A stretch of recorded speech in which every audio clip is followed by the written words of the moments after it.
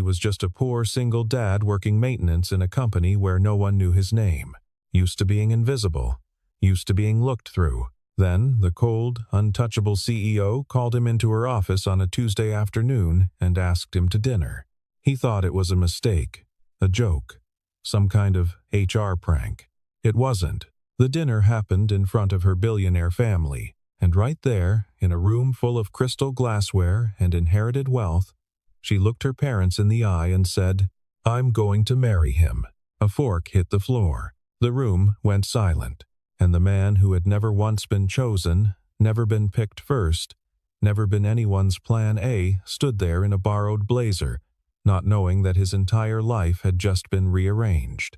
He didn't know she'd been watching him for months. He didn't know she was desperate. He didn't know that the deal she was about to offer him would cost them both everything and give them something neither of them had expected to want. Daniel Marsh had a system. He woke at 5:15, made coffee with the cheap grounds from the big tin, not the nice stuff, packed a lunch for himself, sandwich, apple, a bag of crackers, and a lunch for his daughter, Lily. Peanut butter on wheat, banana, a small juice box with the straw already poked in. He walked Lily to school by 7:40. He was clocked in at Vantage Systems by 8:05. The system worked. It had worked for 3 years. He didn't think about the fact that it had started the week his wife, Carolyn, left not for another man, not for anything dramatic, just for a different life she said she'd always wanted and had never told him about. She'd signed the papers without argument. She visited Lily twice a year, sent birthday cards on time, and carried the polite, comfortable guilt of someone who'd made a clean exit. Daniel didn't hate her for it. He just didn't think about her much anymore. He had the system. His official title at Vantage Systems was Facilities Maintenance Technician, Level 2. In practice, this meant he fixed things. Thermostats, server room cooling units, the perpetually broken coffee machine on the 4th floor that nobody could figure out except him. He wore a gray uniform with a small embroidered patch that said Daniel on the chest pocket. He kept a toolkit on a cart that had one squeaky wheel he'd never bothered to oil, a small, private joke he kept to himself. The people at Vantage Systems were, for the most part, politely ignoring. The kind of polite that doesn't require you to actually see someone. A marketing coordinator named Brittany once referred to him as the maintenance guy, directly to his face, to another person, while standing 3 feet away from him. He'd replaced the bulb she asked him to replace and moved on. He was 38 years old. He had a daughter who drew horses on the back of her homework. He had a 1-bedroom apartment where Lily slept in the bedroom, and he slept on a fold-out in the living room that he folded back up every morning before she woke. He had a toolbox that was older than his marriage and better cared for. He was, by most measures of the people in that building, nobody. But there was one afternoon, about 2 months before the dinner, that changed things, at least behind the scenes, in ways Daniel didn't yet understand. He'd been doing a routine check of the server room on the 9th floor when he noticed something. A cooling unit running hot on one side, the sensor feed showing inconsistent temperature cycling. He ran a diagnostic, found a calibration error in the intake monitoring system, a small software flag that the automated maintenance log had marked as resolved 6 weeks ago, but clearly hadn't been. If it had gone on another 48 hours, it would have triggered a full thermal event, the kind that takes servers down for days. He fixed it in 40 minutes, filed a report, flagged it to his supervisor, a tired man named Greg, who forwarded it upstairs with a single line. Maintenance caught an issue. Details attached. Nobody came down to thank him. He clocked out, picked up Lily, made pasta for dinner, and helped her draw a horse that she named Butterscotch. That was the end of it, or so he thought. 3 floors above the server room, in a corner office with floor-to-ceiling glass and a view of the downtown skyline, someone had read that maintenance report very carefully. Alexandra Voss had been CEO of Vantage Systems for 4 years. She'd been handed nothing. That was the story she told herself. And it was mostly true. She'd earned her position through a combination of strategic intelligence, complete personal sacrifice, and the ability to function on 4 hours of sleep without noticeable deterioration. She'd rebuilt the company's enterprise division from a money-losing liability into a growth engine that now accounted for 60% of revenue. The part she left out of the story was that Vantage Systems had been founded by her grandfather, that her family still held a controlling share, and that no matter how hard she worked, there would always be people in that boardroom who looked at her and saw the heir before they saw the executive. She was 36. She wore charcoal and navy. Her hair was dark, cut precisely, and never moved during presentations. She had not had a personal relationship of any kind, romantic, social, recreational, in approximately 3 years. She ate at her desk. She ran 6 miles every morning before dawn in a neighborhood that was quiet and dark and asked nothing of her. She was, by the consensus of everyone who worked for her, formidable. By the consensus of her family, she was a disappointment on one particular front. The Voss family had money the way other families have furniture inherited, everywhere, taken entirely for granted. Her father, George Voss, had married her mother, Helen, in a union that had been celebrated in 2 city papers. Her older brother had married the daughter of a banking family in a wedding that made the society pages. Alexandra had not married anyone. George Voss had opinions about this. Loud ones, delivered quietly, in the particular register of old money fathers who don't raise their voices because they don't have to. There was a man named Preston Whitfield he'd been mentioning for the past 8 months. The Whitfields owned a real estate development firm. Preston was 42. Divorced once, had the handshake of someone who practiced handshakes. Alexandra had met him twice at family dinners. Both times, he'd interrupted her 3 times in 20 minutes and corrected something she'd said about her own industry. Her father had a plan, a specific, calendared, inherited wealth kind of plan that involved Preston Whitfield and a merger of both family interests and both family companies. The dinner was in 3 weeks. Alexandra had exactly 3 weeks to produce a reason why she could not, under any circumstances, be available for that arrangement. She had considered many options. She kept coming back to one. She'd noticed Daniel Marsh the same way she noticed most things. Obliquely, over time, through accumulation of small observations. She'd seen him working the server room the afternoon of the cooling unit incident, had watched through the glass partition for a few minutes before a call pulled her away. She'd read the report.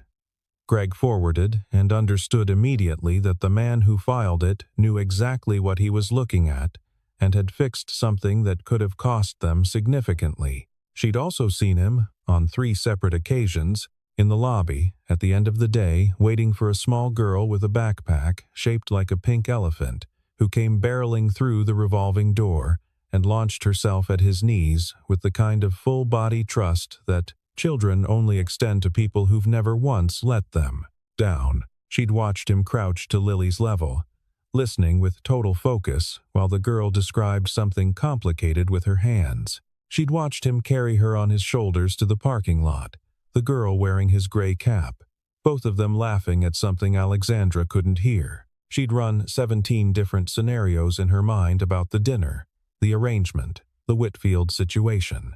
This was the only one that had all the pieces. She buzzed her assistant on a Tuesday afternoon. "Get me Daniel Marsh from facilities." He thought he'd done something wrong. That was his first thought when Greg told him he was wanted upstairs. People from facilities got called to the executive floor for one of 2 reasons. Something was broken or something was over. He ran a mental checklist of every job he'd done in the past 2 weeks and came up with nothing. He took the elevator up. The 9th floor smelled different from the rest of the building cleaner, somehow, or maybe just quieter. The carpet was thicker. The light was better. A young woman named Priya led him to the corner office. Alexandra Voss was standing at her window with her back to him. She turned when he came in. He'd seen her before in passing, at all-hands meetings where he stood in the back. He hadn't been this close to her. She was composed in the specific way of people who've practiced composure until it became architecture. She looked at him directly. Without the reflexive pause he was used to, the pause people made when they processed what he was and recalibrated their register accordingly. "Daniel Marsh," she said. "Yes, ma'am." "Sit down." He sat. She was quiet for a moment in a way that wasn't awkward for her, just a calculation being completed. "You're free this Friday evening," she said. It wasn't a question. He blinked. "I have my daughter. We can arrange childcare. Through the company. Fully covered." He stared at her. "I'm not sure I understand what you're asking. I'm asking you to have dinner with me Friday evening." The room was very quiet. Somewhere outside, a phone rang and was answered. "Why?" he said. It came out flat, without inflection, because he was genuinely unable to frame it as anything else. Why would Alexandra Voss, CEO, woman who wore watches that cost more than his car, ask a facilities technician to dinner? She looked at him for a long moment. "Because I need someone I can trust," she said. "And you've spent 18 months in this building being competent and invisible. Those are two qualities I find very useful right now." He waited. "I need you to come as my guest. Not as an employee." She paused. "I'd like you to present yourself as someone I've been seeing." The silence that followed was different from the one before it. "A date?" he said. "An escort, technically. For a family dinner." He looked at her. He thought about Lily. He thought about the fold-out couch, the big tin of cheap coffee, the system. "You'd be compensated," she said. He stood up. "I don't need your money." She didn't flinch. "Then consider it a favor. You saved this company a significant hardware crisis 6 weeks ago and received no acknowledgement. Consider Friday an acknowledgement." It was a manipulative framing, and they both knew it. He stood there for another moment, his cap in both hands. "What time?" he said. He wore the only blazer he owned, dark blue, bought for a job interview 4 years ago. It still fit. He'd polished his shoes. He smelled like the cedar soap he kept for occasions. Priya had arranged for a woman named Ruth to watch Lily, a warm, capable retired schoolteacher who lived 2 blocks away and whom Lily adored. He'd explained he had a work event. Lily had accepted this with the easygoing practicality of a child who understood that her father sometimes had to do things for reasons she'd learn about later. He met Alexandra in the lobby of a building he'd never been inside. She was waiting, wearing something dark and simple that cost more than his monthly rent and somehow made that fact invisible. She looked at him and gave a short nod, the nod of a general confirming a detail before a campaign. "We're going to my parents' house," she said. He stopped walking. "You said a restaurant." "I said a family dinner." "I assumed." "I know what you assumed." She kept walking. "I need you to stay calm and let me handle the conversation. Answer questions simply. Don't overshare. Don't apologize for anything." He caught up to her. "What exactly am I walking into?" She stopped at the car, a black car with a driver who held the door without being asked. "My father has been arranging a marriage for me," she said. "To a man I have no intention of marrying. The dinner to formalize that arrangement is in 3 weeks. I need tonight to complicate that timeline." She got into the car. He stood on the sidewalk for a moment. Then he got in. The Voss family house was 40 minutes outside the city, a property that announced itself with iron gates and a long gravel drive lined with trees that had been planted so long ago they'd grown into a canopy. The house at the end of it was large in the way of houses that are never called mansions by the people who own them. Inside, high ceilings, good paintings, a dining room table set for 6. Candles. Silver that matched. George Voss stood when they came in. He was 70, barrel-chested, white-haired, with the steady eyes of someone who'd spent decades making decisions that other people had to live with. He looked at Daniel the way a man looks at a car he hasn't decided whether to buy. Helen Voss was seated, and she watched Daniel with a pleasant smile that contained multitudes of judgment. Alexandra's brother, Robert, and his wife, Claire completed the table. "Everyone," Alexandra said, "this is Daniel." The first 40 minutes were methodical. George asked about Daniel's work. Daniel said he was in facilities management at Vantage Systems, which was true, and which produced a very particular kind of pause in George Voss's expression. Helen asked where he'd gone to school. He named a state university. She nodded in the specific way of someone converting information into a number. Robert asked, with practiced offhandedness, whether Daniel had any interest in real estate. Daniel said no. Claire asked how he and Alexandra had met. Daniel looked at Alexandra. "He saved the company from a major systems failure," Alexandra said. "I noticed." This produced a moment of stillness. It was not the love story anyone at the table had been expecting. The food came. It was excellent. Daniel ate carefully and said little, because saying little was the truest thing he could contribute, and also because he was acutely aware that every word he said would be weighed and catalogued. George refilled his own wine glass and did not offer the same to Daniel. "Alexandra," George said, in the register of a man tabling a motion. "You know the Whitfields are expecting us in 3 weeks." "I know. Preston has been very patient." "Preston has been very patient," she agreed, in a tone that made the words mean something else entirely. "Your mother and I feel. I know what you feel." She set her fork down, with the deliberate care of someone who has decided that a specific moment has arrived. "I want you to hear me clearly, Dad." The table went still. Alexandra looked at her father, then at her mother. Then she said it. "I'm going to marry Daniel." A beat. A fork hit the tablecloth. George Voss became very, very still, the stillness of a man rereading a document that says something he didn't expect. Helen said, "Darling, I know this isn't the announcement you wanted," Alexandra continued. "I know it doesn't fit the plan, but I'm telling you now so that you have time to adjust." She was calm. She was composed. She was architecture. Daniel sat in the chair next to her and said nothing, because there was nothing to say. He was 3 moves behind in a game he hadn't known was being played, and the only thing he could do was not make it worse. George Voss looked at Daniel for a long time. "Leave us," he said. He meant everyone.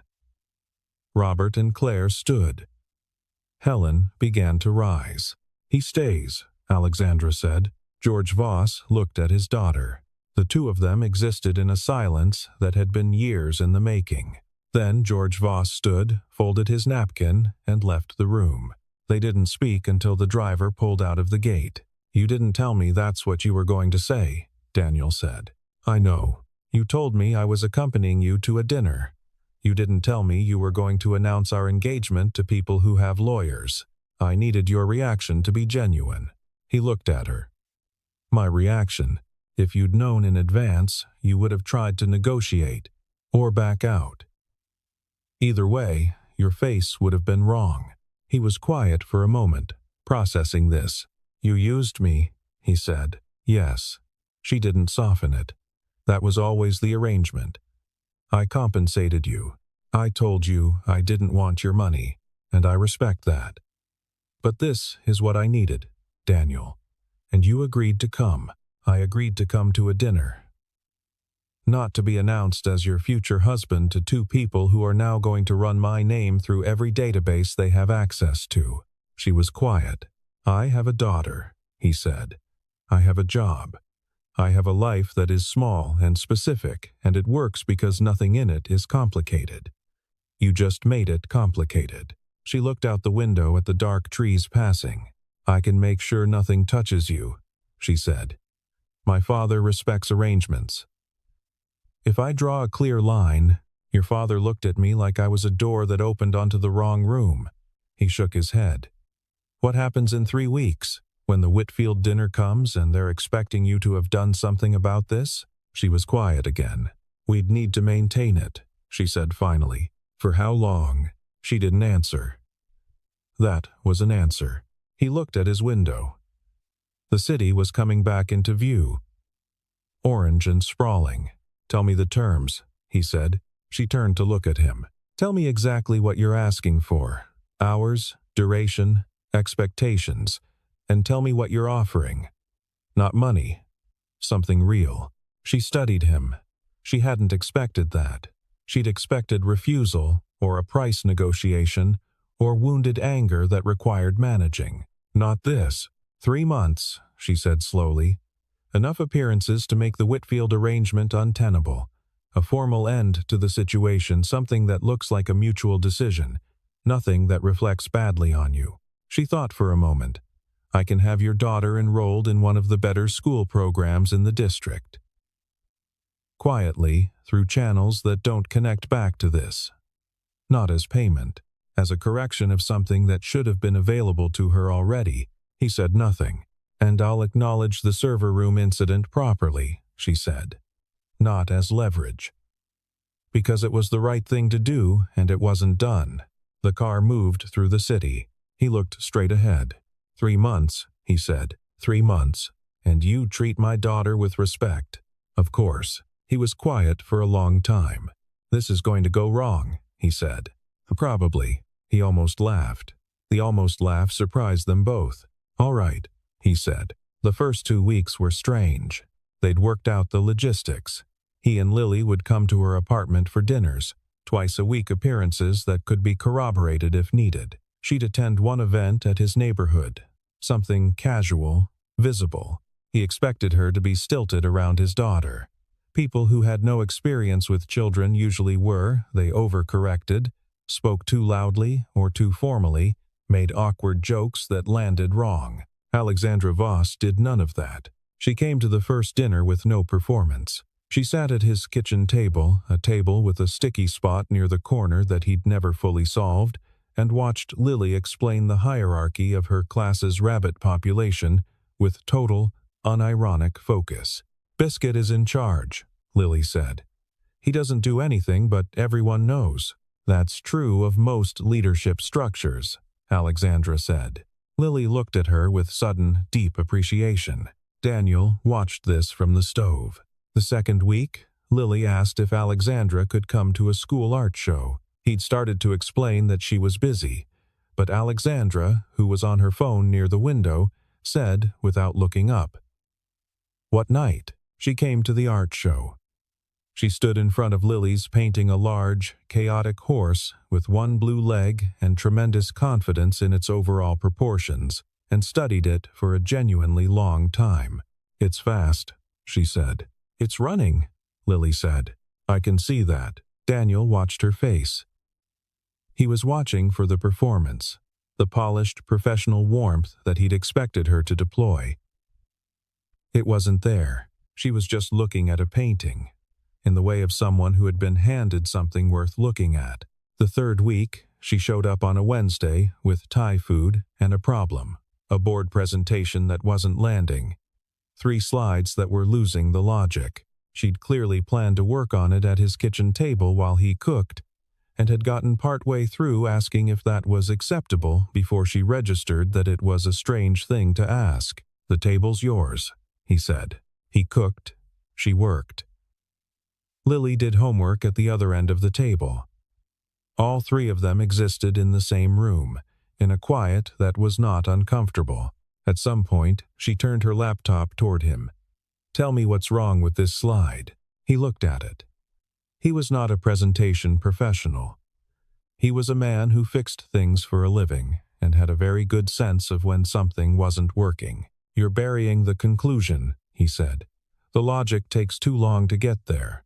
Start with the answer. She looked at the slide, looked at him, turned the laptop back. She rebuilt the slide in 12 minutes. Better, he said. She didn't say anything. But something in her shoulders changed. The 4th week was different. He'd had a hard day, a full-floor HVAC failure that took 9 hours to trace and cost him most of his lunch break and the particular grinding exhaustion of a problem that kept producing new problems. He clocked out late, picked up Lily, came home to a sink full of dishes from the night before that he hadn't had energy for then and didn't have energy for now. He was standing at the sink when his phone buzzed. Alexandra? Still on for dinner? He almost said no. He'd been about to say no. He'd already drafted the text in his head, something reasonable about needing to reschedule, fully intending to send it. He typed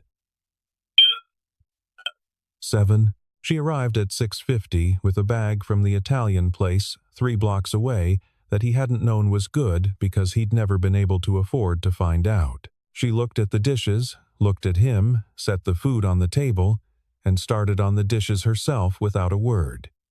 No performance. No look how gracious I am. She just ran the water and started washing, the same way she handled everything directly, with her attention fully on the thing. He stood there for a moment. You don't have to. I know, she said, and kept going. Lily appeared from the bedroom, took in the situation with the quick calculus of a child who understands domestic dynamics, and immediately picked up a dish towel. They did the dishes. All 3 of them. The Italian food got slightly cold, but not too cold. This is the best pasta I've ever had, Lily announced. It costs $40, Alexandra said. Lily considered this. Still worth it, unquestionably. Daniel ate his pasta and said nothing, and listened to the 2 of them negotiate the relative pasta rankings of various places Lily had theoretically eaten, which Lily conducted with the seriousness of someone testifying before a committee. After dinner, Lily went to bed, and Daniel sat on the couch with his arms across his knees. Still tired, but differently tired, the kind of tired you can breathe through. Thank you, he said, for the food. You looked like you needed someone else to handle something. He looked at her. She was sitting in the chair across from him, a position she'd gradually settled into over the past weeks. The same chair, always the same chair, like she'd claimed it without either of them noting the claiming. I did, he said. They sat in the quiet for a moment. Outside, a bus passed. The lamp made the room amber. Do you ever miss it? He asked.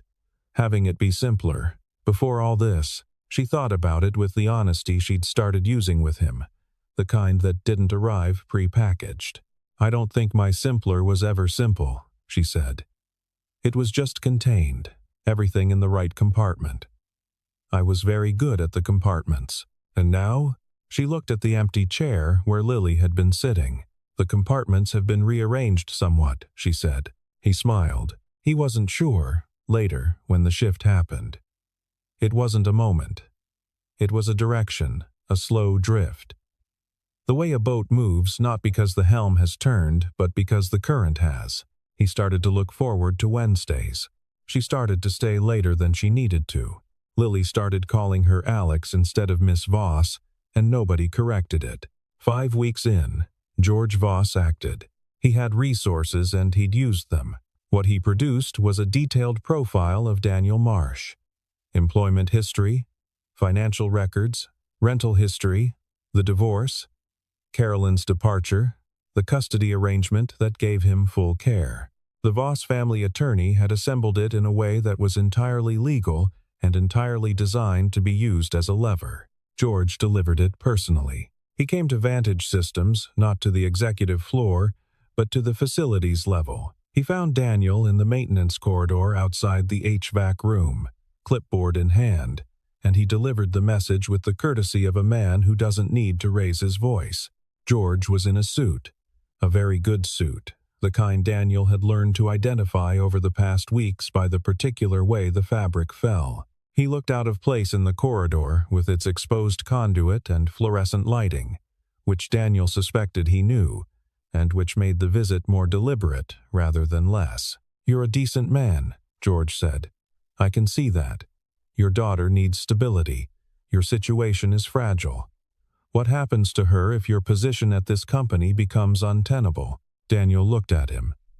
He'd been holding the clipboard. He set it down on the cart, carefully. I'm listening, Daniel said. I can make that happen, George said.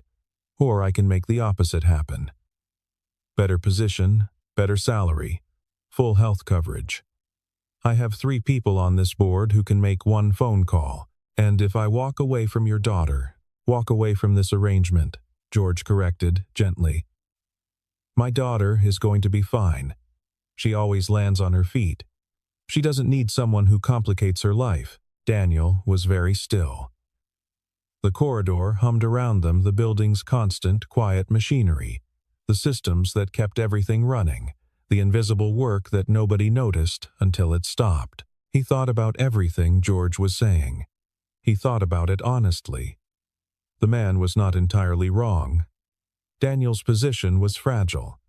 Lily's stability was not guaranteed. He'd been holding both of those truths at arm's length for weeks because the alternative had felt too good to look at directly. What complicates her life, he said, is the fact that you've spent 30 years making every decision she should have been making herself. George looked at him. She's rebuilt your company's revenue engine. She's run a division that feeds 2/3 of this organization. She is, by any reasonable measure, the most capable person in your family business, and you're standing here trying to trade her to a man who interrupted her 3 times in 20 minutes. He paused. I was at that dinner too.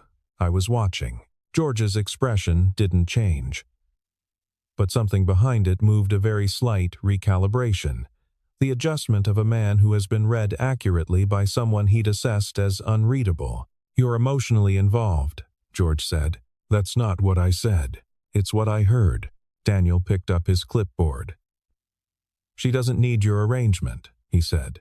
She needs someone to stop rearranging her. Think about your daughter, George said. He left. The corridor returned to its normal quiet. The fluorescent light hummed. Somewhere down the hall, a pressure reading cycled through its routine. Daniel stood there for a long moment. He thought about Lily. He thought about the pink elephant backpack and the horse named Butterscotch and the note in purple marker. He thought about the school enrollment that was already in process. He thought about the distance between the world George Voss inhabited and the world he and Lily actually lived in, and how that distance was not abstract. It was money, leverage, the specific power of people who could make phone calls that changed things. He thought about Alexandra. He thought about what he would be choosing, and what he would be protecting, and whether those two things could coexist. He clocked out early and went to get Lily from school. Daniel drove to pick up Lily from school. He watched her come through the gate pink elephant backpack, a folded drawing in her hand, a streak of something blue on her sleeve. She launched herself at him the way she always did, full trust, full commitment. He held her for a moment longer than usual. That night, after she was asleep, he sat in the living room with the fold-out couch folded out and the lamp on low, and thought for a long time. He thought about the things George Voss had said. He thought about Lily's school enrollment, the better district, the opportunity that had already been set in motion. He thought about what happened if that stopped. He thought about what happened if his job stopped. He thought about Alexandra, not CEO Alexandra. The one who had leaned over Lily's homework on a Tuesday to explain fractions in a way that made Lily actually understand them. The one who'd stood in front of a painting of an improbable horse for a genuinely long time. He thought about what he was to her. He'd told himself it was an arrangement. He'd told himself he understood the terms. He was no longer entirely sure he understood the terms. In the morning, he called Alexandra. I think we should end it, he said. The arrangement. A pause. Because your father came to see me. And because he was right that this is complicated. And because I'm not the kind of person who can do this without it becoming real for me. And I don't think that was part of what you wanted. Another pause. Longer. Daniel, the school enrollment is still in process, right? It doesn't stop if I step back? I would never. Her voice had changed register, and then she controlled it. No. That's done. That's not contingent. Then we're okay, he said. You'll figure out the Whitfield thing. You're good at that. She said his name again, differently. I've got to take Lily to school, he said. He hung up. He returned to the system. 5:15. Coffee. Lunch is packed. Lily to school by 7:40. Clocked in by 8:05. The squeaky wheel on the cart. The fourth-floor coffee machine. The building's endless small failures that needed someone who knew how to look at a thing and understand what was wrong with it. He worked. He was good at his work. The building held itself together partly because of him, and that had always been enough, and he kept telling himself it was still enough, and some mornings he believed it. A week passed. Then another. He replaced a faulty circulation pump in the basement that had been slowly failing for 3 months. That everyone on the monitoring system had been noting in reports without acting on. He caught it, sourced the replacement part, ran the repair in an afternoon. He filed the report. Greg forwarded it. Nobody came down. He ate his sandwich in the maintenance bay and thought more than he wanted to. Lily noticed. She was 7 years old. She noticed things the way children do, not with words at first, but with presence. She sat closer to him at dinner. She showed him more drawings than usual. She left a note on the fold-out couch that said, "You are my best dad," in purple marker, which he found at 5:15 on a Tuesday and stood holding for longer than he could account for. On a Thursday, she asked, "Is Alex coming Wednesday?" He said he didn't think so. She was quiet for a moment, the specific quiet of a child who is not going to let something go but is choosing the right moment. "Did something happen?" she asked. "Grown-up stuff," he said. She considered this with the philosophical patience of someone who has spent her whole life waiting for grown-ups to sort themselves out. "Grown-up stuff is usually dumb," she said. "Yeah," he said. "It usually is." She went back to her drawing. She was working on a new horse different from the others, this one still, standing in a field, not running anywhere. He looked at it for a moment. He thought about what it meant, a horse that wasn't going anywhere, and decided not to think about it. He called his sister Claire in Colorado that weekend. Claire, not Robert's wife, Claire, his own sister, who was practical and direct and whom he'd been avoiding calling because she would say the true thing. She said the true thing. "You left because you were scared," she said. "I left because it was complicated. Everything real is complicated, Daniel. The only uncomplicated things are the things that don't matter." He held the phone and looked at the ceiling of the apartment, which had a water stain in the corner from a leak that had been repaired 2 years ago. He knew the repair history of this ceiling the way he knew the repair history of most things. "Do you love her?" Claire asked. "I don't know."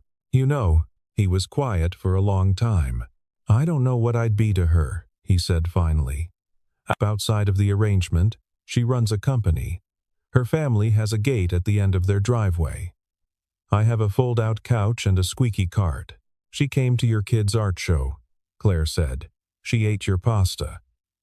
She did your dishes without being asked." A pause. People do not do dishes they don't want to do. She was there because she wanted to be there. He stared at the water stain. "What if she figures out it's not enough?" he said. "What if she looks at this life 6 months from now and—" "She's been looking at your life for months," Claire said. "She's had time to figure it out. She kept showing up on Wednesdays." A pause, softer. "Or she was." He didn't have an answer for that. After he hung up, he sat in the quiet of the apartment for a long time. The fold-out couch was folded out. The lamp was on. Lily's drawing was on the kitchen table, the still horse, the one that wasn't running anywhere. He looked at it from across the room. He thought about the system, about how he'd built it for surviving, for getting through, about how every decision inside it was a decision against wanting too much. Because wanting too much led to the kind of pain that didn't have a maintenance protocol. Then he thought about what it had cost him. He stared at the ceiling.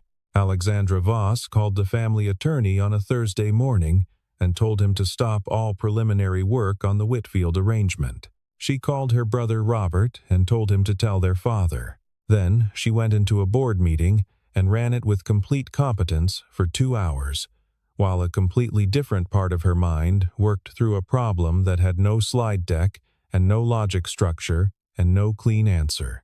Her father called it 4. "You're making a mistake," he said. "I've been making your mistakes for years," she said.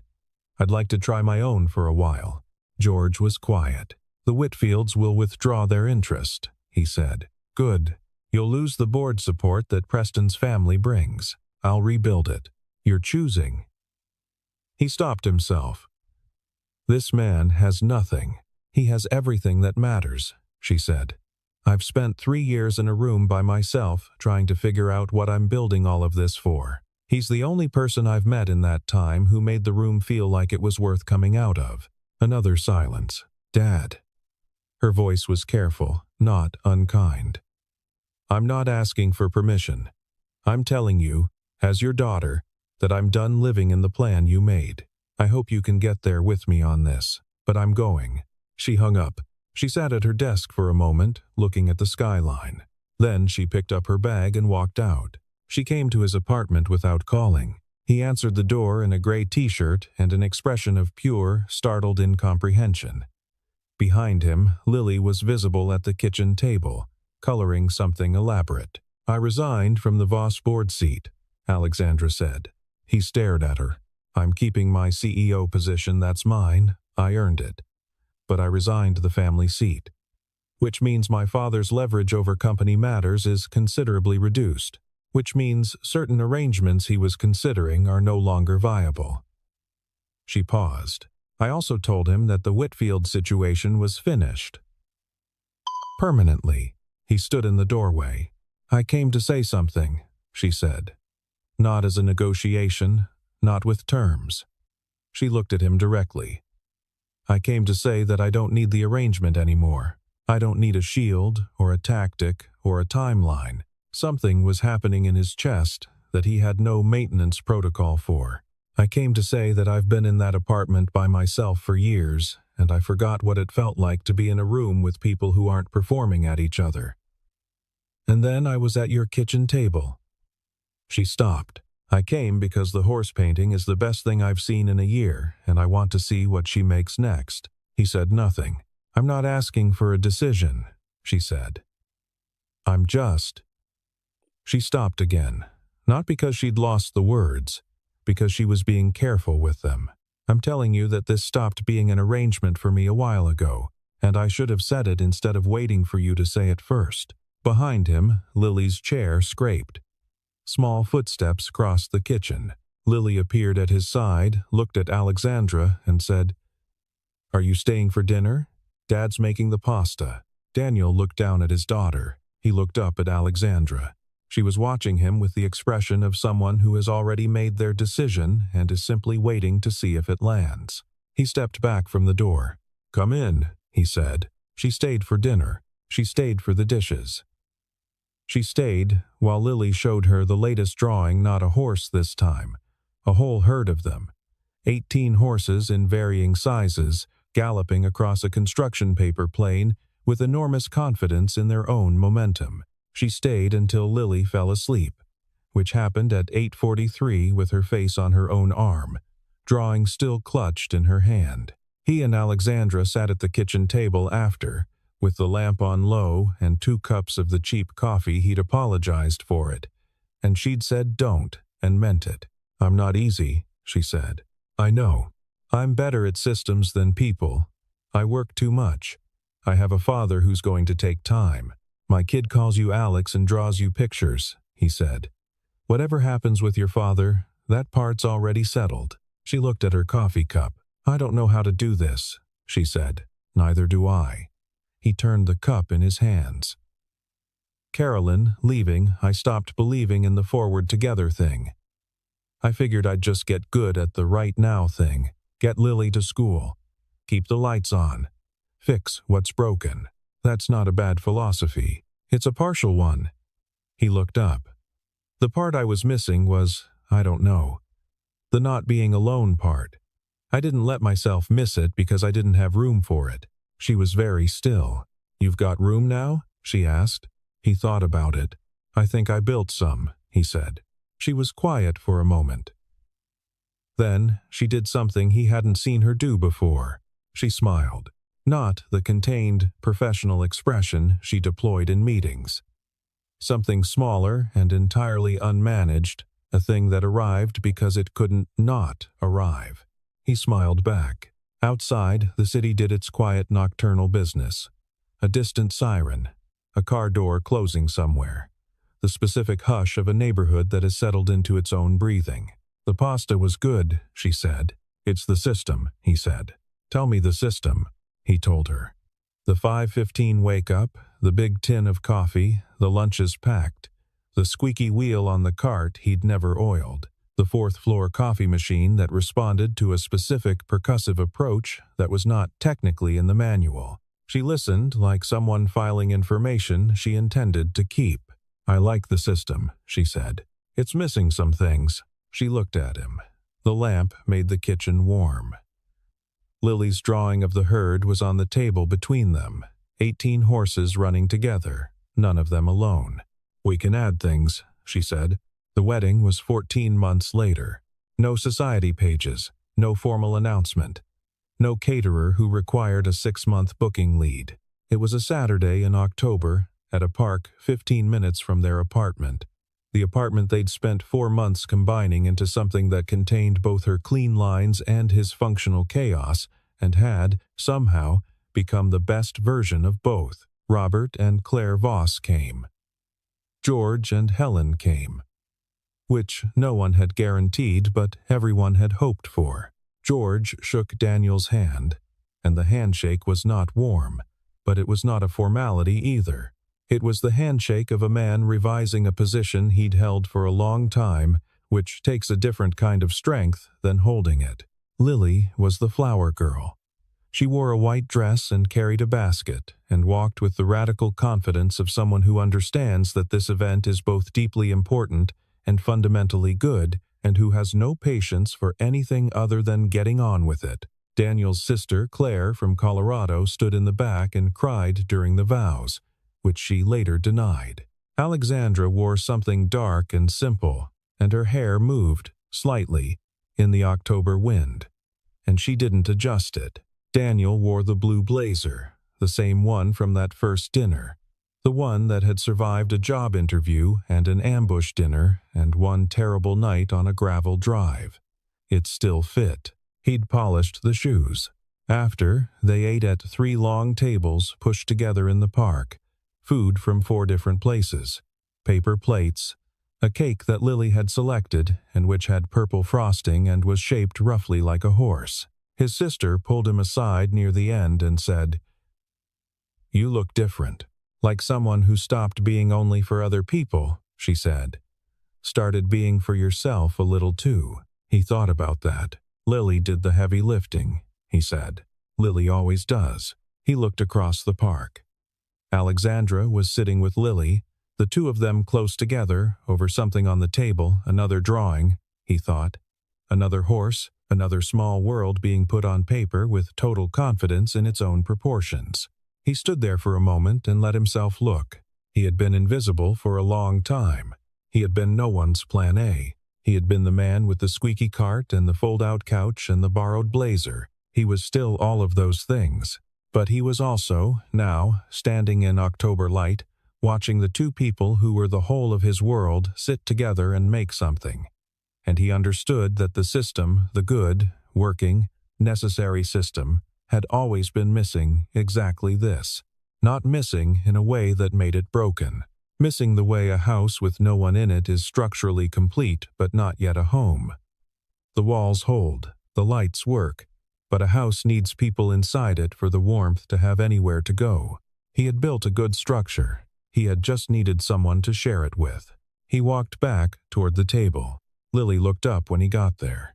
She pushed the drawing toward him, the newest one. Not a horse this time, but 3 figures. And above them, in Lily's careful 7-year-old letters, "Us." He sat down. Alexander